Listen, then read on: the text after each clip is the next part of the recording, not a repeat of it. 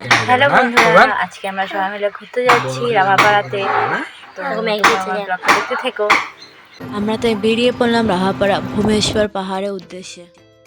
রাস্তার কিছু টুকিটাকি খাওয়ার জিনিস কিনে নিলাম। হ্যালো বন্ধুরা, আমরা আজকে এসে পড়েছি রাভাপাড়াতে।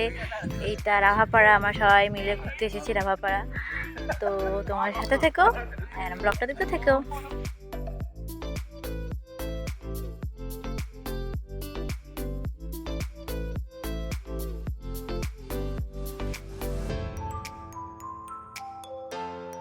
জায়গাটা খুব সুন্দর ছিল আর আমার তো খুবই ভালো লেগেছে। চারিদিকে পাহাড়, নদী, খুব সুন্দর।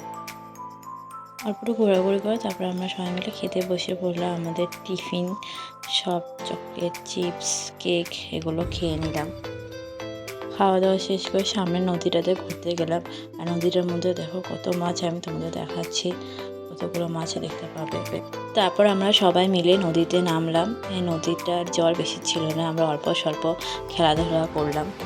আরও অনেকে পিকনিক করতে এসেছিলো, তো ওদের গানের আওয়াজ শুনে বিভা ড্যান্স করা স্টার্ট করে দিল। তারপর সেখানে অনেক কয়টা দোকানপাট ছিল আর বিভানের খুব চকলেট খাওয়ার ইচ্ছে হলো, তো ওকে একটা চকলেট কিনে দেওয়া হলো।